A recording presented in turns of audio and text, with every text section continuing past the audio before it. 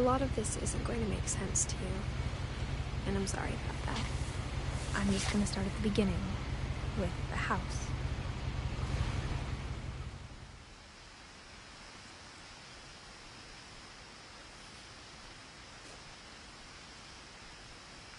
Someone had put up a chain link fence, but it looked like I wasn't the first person to hop it.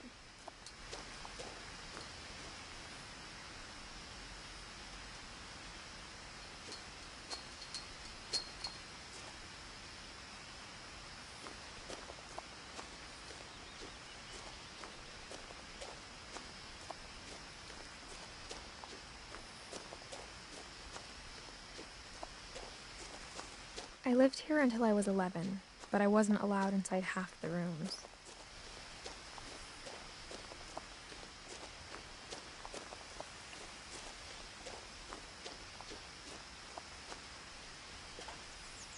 Inside the mailbox were bills from 7 years ago, marked urgent, open immediately.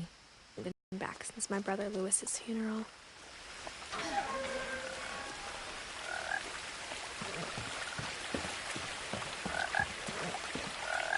In her will, my mother left me a key, but didn't tell me what it unlocked. Maybe she thought I'd know, or she thought that the mystery would be enough to bring me back.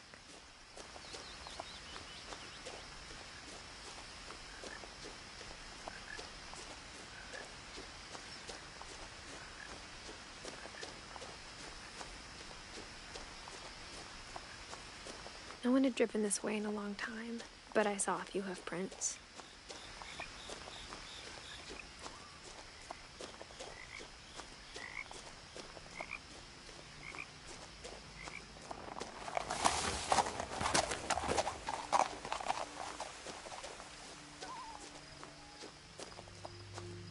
The truth is, even after I inherited the house, I never thought I'd come back to it. But now I had questions about my family that only the house knew the answers to.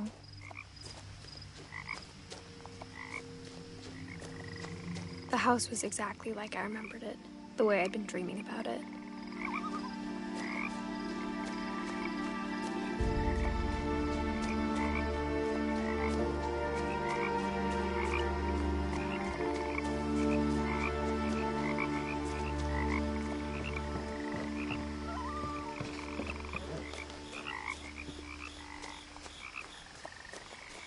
As a child, the house made me uncomfortable in a way I couldn't put into words.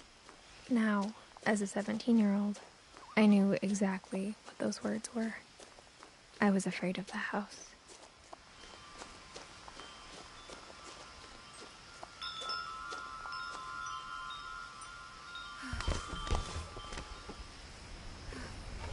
Crawling through the doggy door used to be a lot easier when I was 11.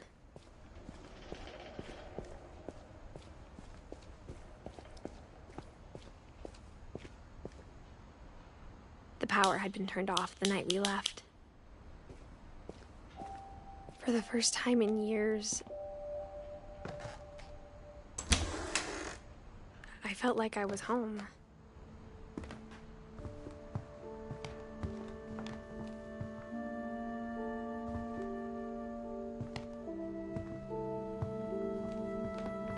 Nothing in the house looked abnormal.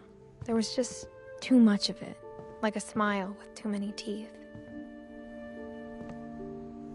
After Milton disappeared, Mom sealed up all the bedrooms. Then Edie retaliated and drilled peepholes.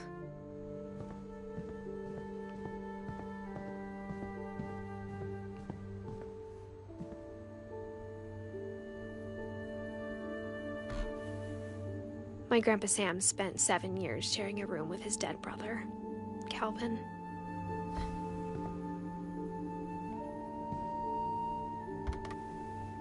As a kid, I just assumed every house had peepholes and sealed rooms you weren't allowed inside of.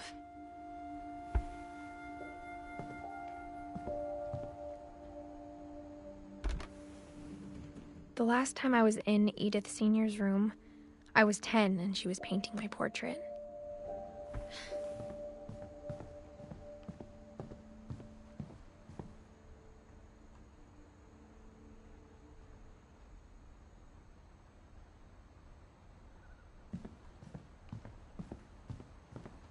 Edie's father, Odin, built the original house.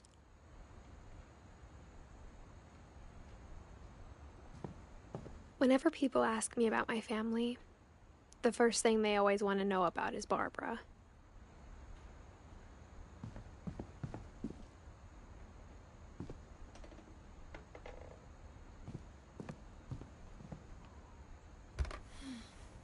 Barbara was a child star for 2 years, until America grew out of it.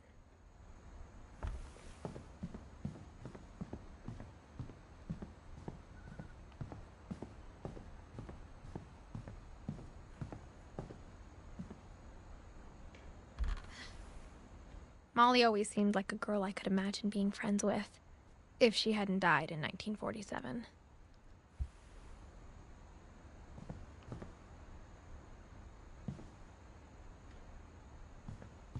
I spent a lot of time playing in Great Uncle Walter's room. I think my mom sometimes regretted not sealing it up.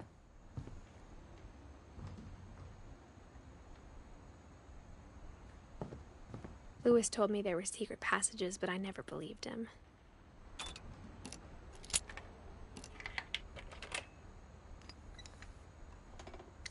Turns out, my mom was really good at keeping secrets. Now it was time to find out what my mom had been afraid of.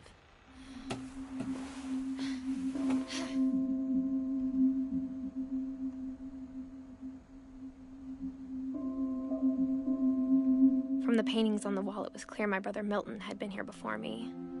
Reading this, maybe it sounds like I had a plan, but I had no idea what was behind that door.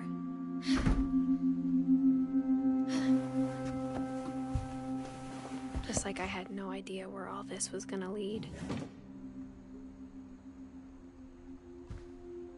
I grew up looking at Molly's room through the peephole. Molly's gerbil had a tiny bedroom with its own even tinier gerbil cage.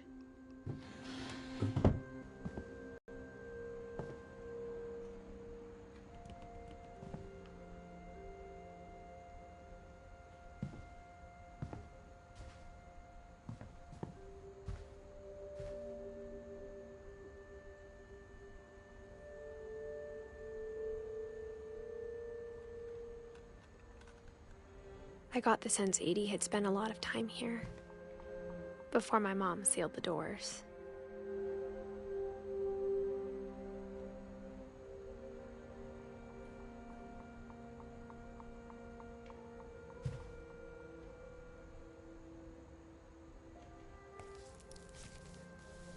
December 13th, 1947. Dear Diary, I'll be gone soon, but I wanted to tell somebody about what's gonna happen. It started when Mom sent me to bed without dinner. I woke up and I was starving, so I looked around for something to eat. The gerbil food was dry, but I didn't mind it.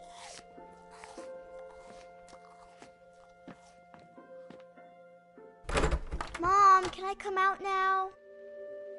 Sweetheart, it's late. Go to sleep. My Halloween candy was all gone.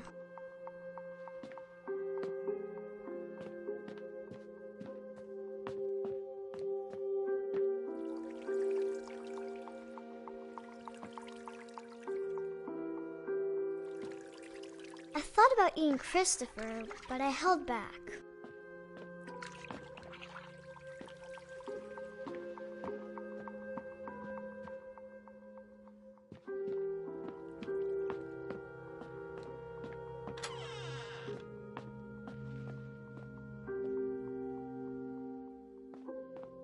I kept eating and eating.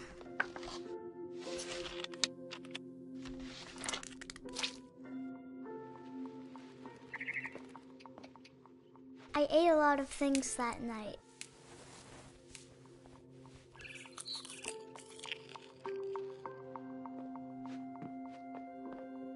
Then I heard chirping outside my window. It was a barn swallow going back to her nest. I reached out for her.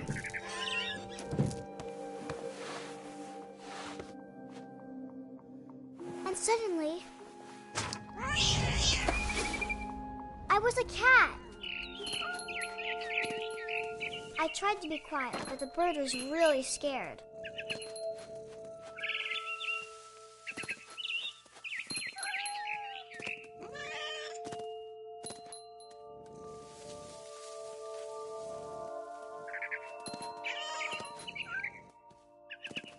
The babies were all gone.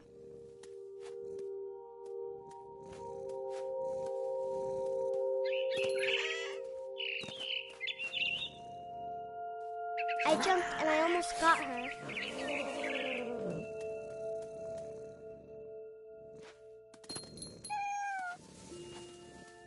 I could tell she was getting really tired. Now I was up in the big tree. I promised Dad I wouldn't climb it anymore. All I cared about was eating that mama bird. I gobbled her up. And suddenly, I was an owl. First, all I heard was the wind. Then I heard little teeth nibbling in the grass.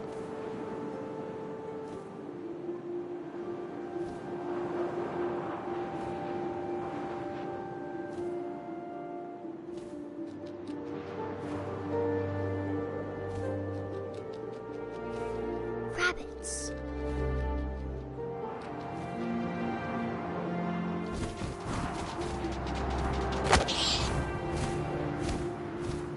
I imagined his face looking up and seeing mine through my talons. I swallowed him up, and I didn't chew one bit. Then I flew off to find something bigger.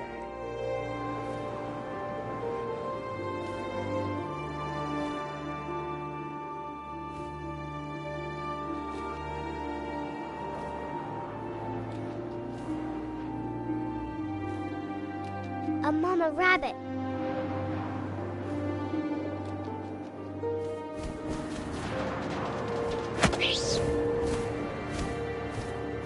She was almost too big to carry. I started choking, but I couldn't stop eating. And suddenly, I was a shark.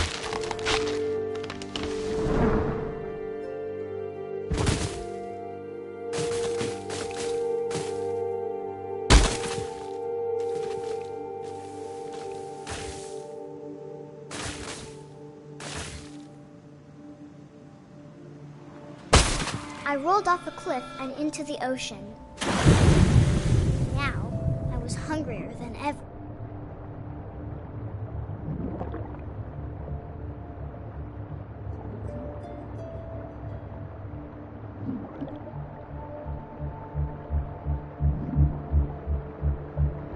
I wanted fat, juicy seals.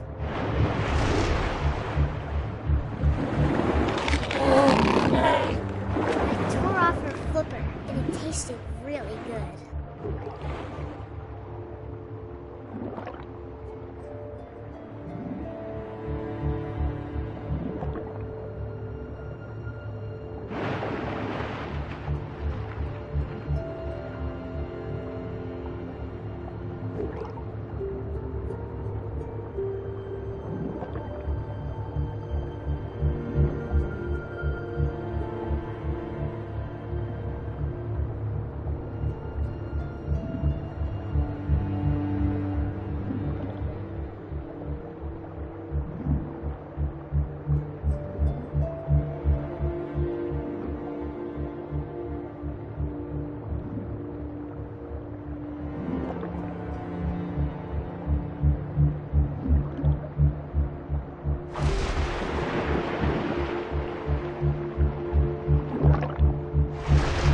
On tight. When I was so hungry, I jumped out of the water.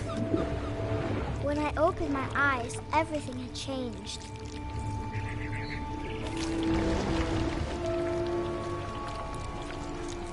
Now I was a monster, and I smelled people everywhere.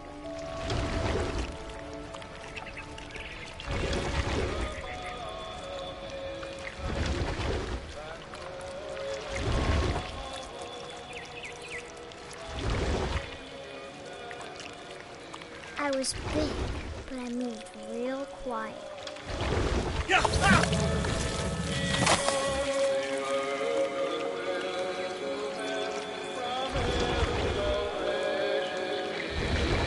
I wanted to stop, but also I didn't.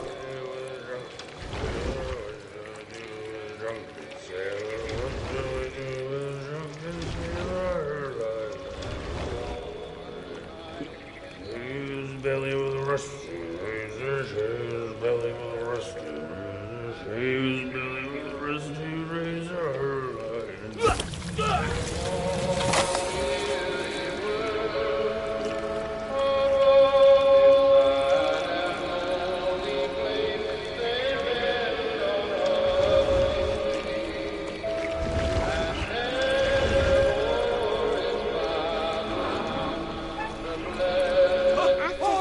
Passenger, I was still hungry. And to cross the water, I smelled into new, something I had to have, so I swam towards it. I slithered onto the sand, and the good smell went into an old pipe.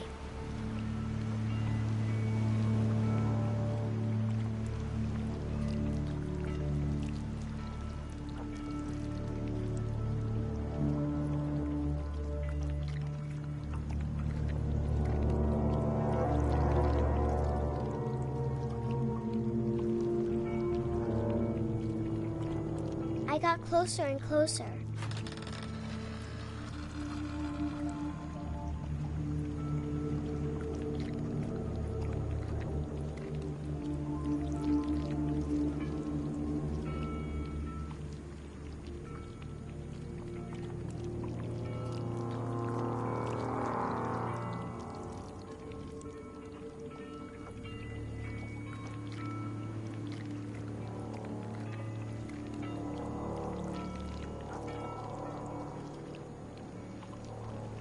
All my stomach started growling.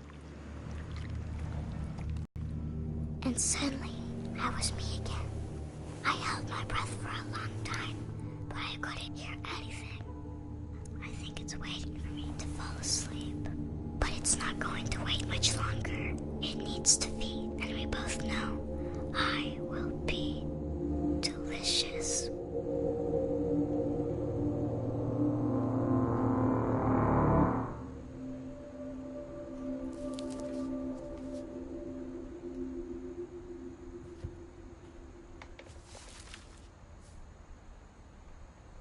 I'm not sure if I believed all of that, but I'm sure Edie would have.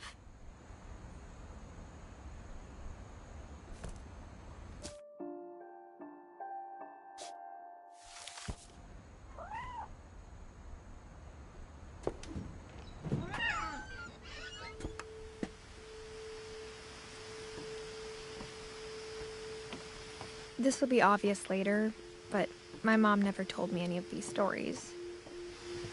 Edie would have, but Mom didn't like bringing up the past. Though, when we adopted a stray kitten, she was the one who named it Molly. I spent a lot of time in Great-Grandma Edie's room.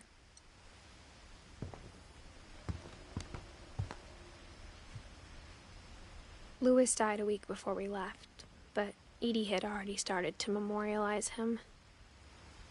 Edie knit me a new pair of gloves every year, just in time to replace the old ones.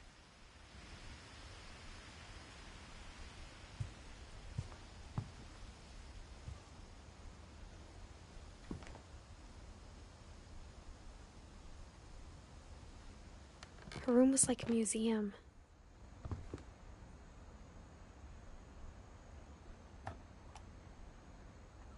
For 500 years, the Finches have been famous throughout Norway for their fortune. And misfortune. Odin Finch buries the latest victims of the family curse, his wife Ingeborg and their newborn son, Johan.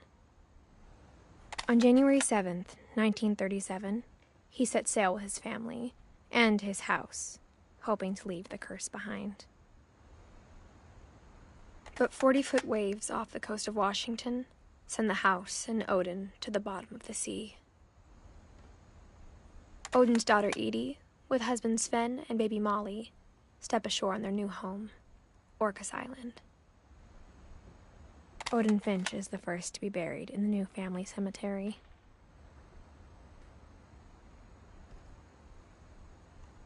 His daughter Edie is already dreaming of a new Finch house.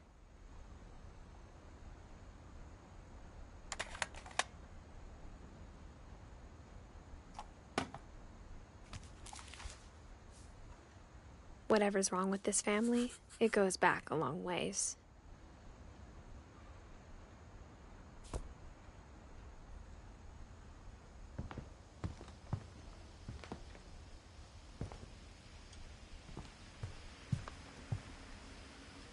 Edie gave a big interview about a mole man living under the Finch house.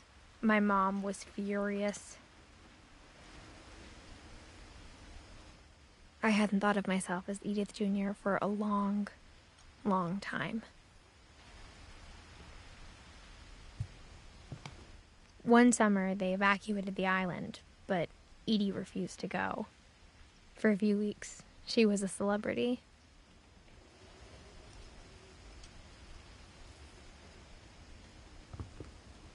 When Edie told people Sven was killed by a dragon, she could also have said he was building a dragon-shaped slide that collapsed. She could have, but she didn't.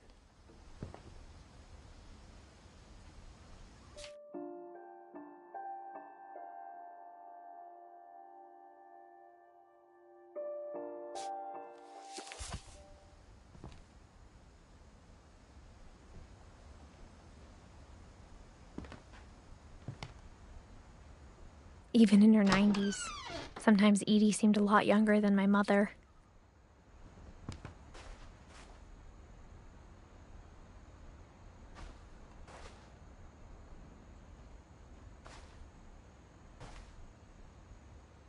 The only trace Grandpa Sam's first wife, Kay, left on the house was the pink bathroom. It was a pretty big trace.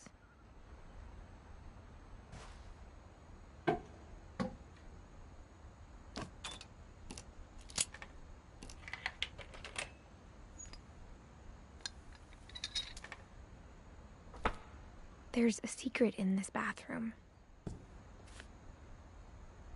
It's in the last place you would look. It isn't in the cupboard. It's hidden in this book.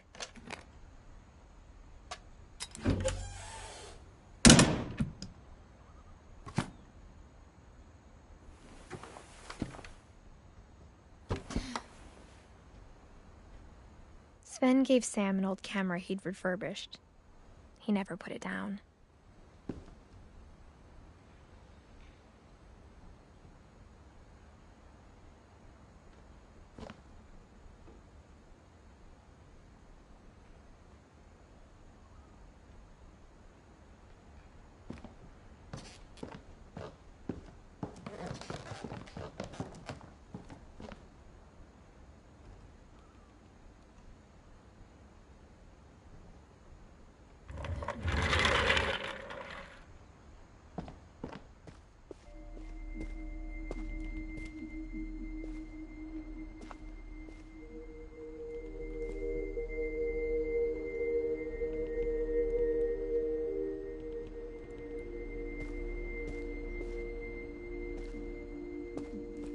I knew Grandpa Sam had a twin.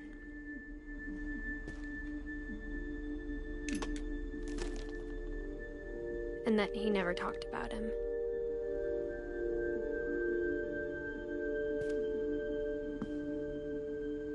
I guess my grandpa didn't like history any more than my mom did.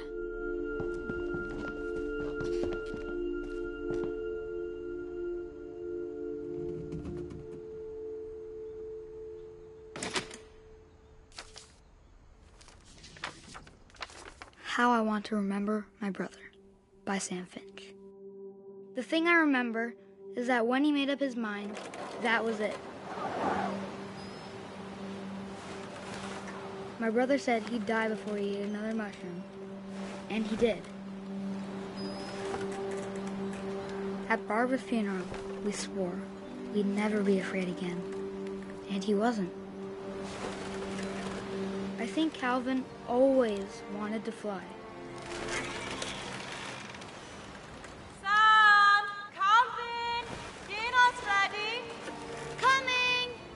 But that day, he finally made up his mind to do it.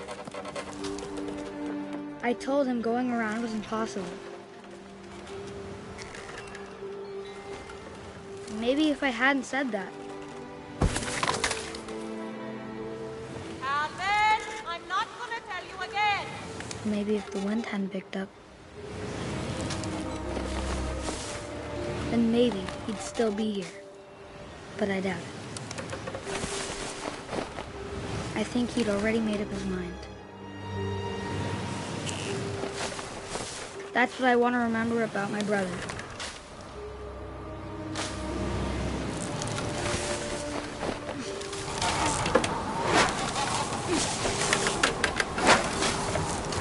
That's the day he made up his mind to fly.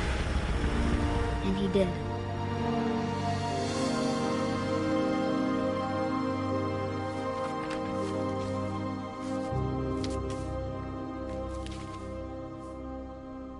Calvin's story felt strangely familiar. When I was younger, I remember trying to do the exact same thing.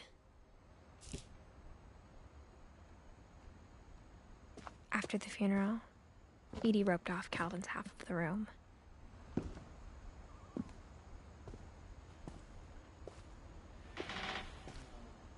Mom said Grandpa Sam enlisted at 18 and never set foot in the room again.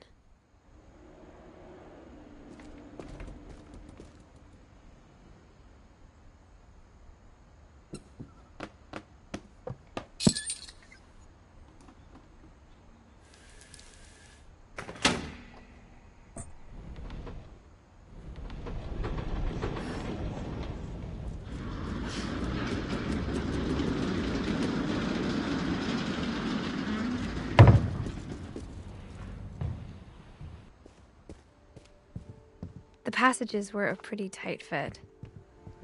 They'd obviously been built for smaller hands and bellies.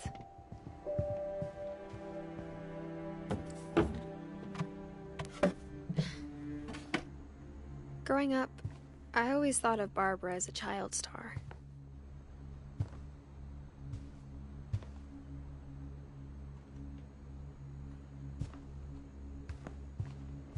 I never thought about how hard it must have been for her afterwards.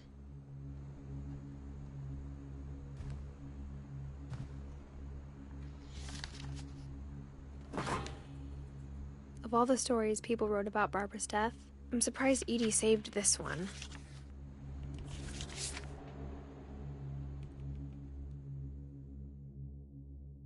Old Jack here with another ghastly tale inspired by America's most unfortunate family. I'm calling it The Surprise Ending of Barbara Finch. As a child star, Barbara was famous for her scream. Now at 16, she was all washed up. A has-been. But in a lucky break, she'd been asked to perform her signature scream at a local convention for monster movie fans. It was just the boost her career needed. Unfortunately, her scream hadn't aged well.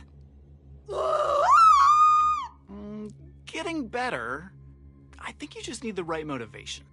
Her biggest fan and current boyfriend, Rick, was about to demonstrate when... Now that was a great scream. It was Barbara's father, Sven. He'd slipped into a table saw and had to be rushed to the emergency room.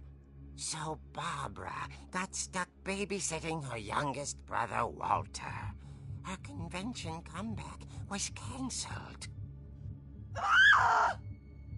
Okay, I'm hearing frustration, but what if I tried... A gang of hoodlums in Halloween masks have been terrorizing Orcas Island tonight. Police are urging residents to... That came from the basement. You're right! Also, I loved your delivery on that. Why is your basement door locked? Because my dad likes making puzzles and secret passages. There's a key hidden in the music box. The secret is to keep winding and winding until finally the key pops out. Thanks, babe. I'll be back in a sec. 20 minutes later, Rick hadn't returned. So Barbara went to look for him, right on cue. She reached for the music box. And as she wound the key, she listened for Rick, but the house was silent.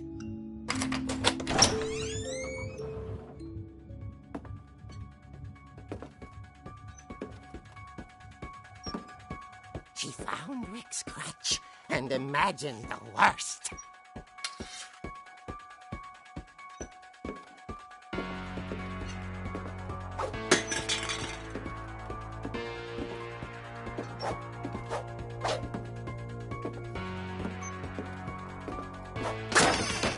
The gang's leader is the infamous Hookman killer, Dr. Carl Hamill, who impaled and then ate his family 10 years ago tonight. Old Finch rattled and grew still. Oh dear! Oh! Rick? Barb, relax. I was just trying to scare you to help you find your scream. Well, I'm not scared, Rick. I'm furious. Then act furious. All I'm getting from you now is that you're hurt and confused and you're... She threw him out, but she kept a little something to remember him by. Barb, have you seen my other crutch? And she was still holding it when she fell asleep watching the late picture show. Hours later... Barbara! Walter, what's going on up there? Ah! Okay, I'm coming up, but if this is a trick, you're dead, Walter.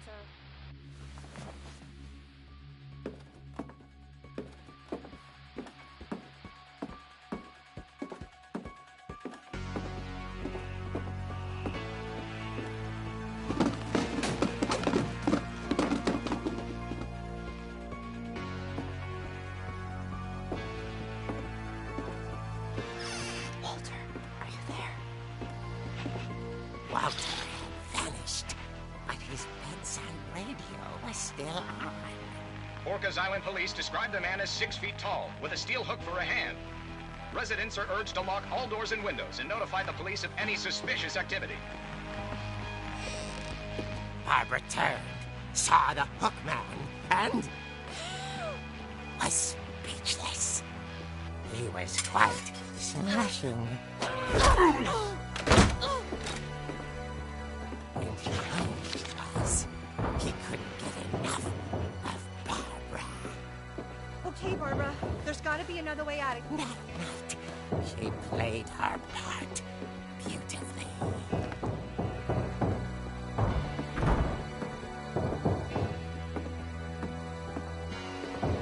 Molly's door hadn't been opened in years.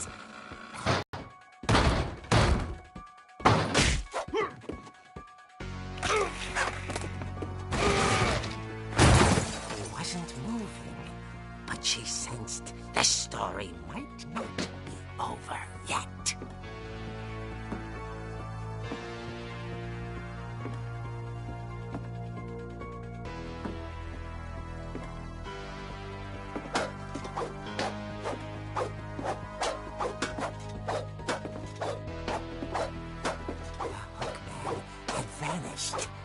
She listened for his breathing, but all she heard was...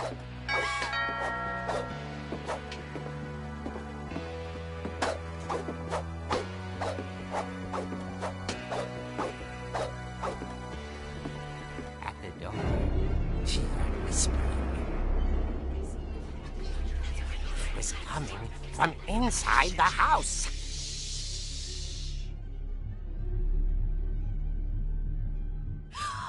Oh dear. The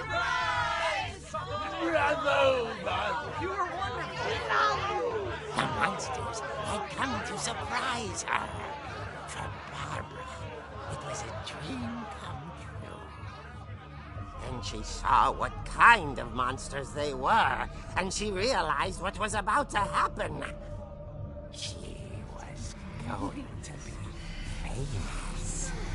And with her final breath, Barbara Finch gave the performance of her life.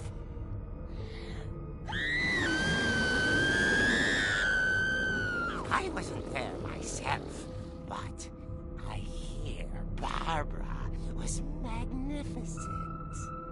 Poor girl. She had a taste for stardom. But unfortunately, so did her fans.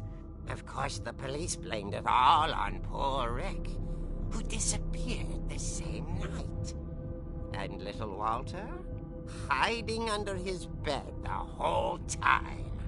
He took it all pretty hard, but that's another story. As for Barbara, tucked inside the music box is all they ever found of her.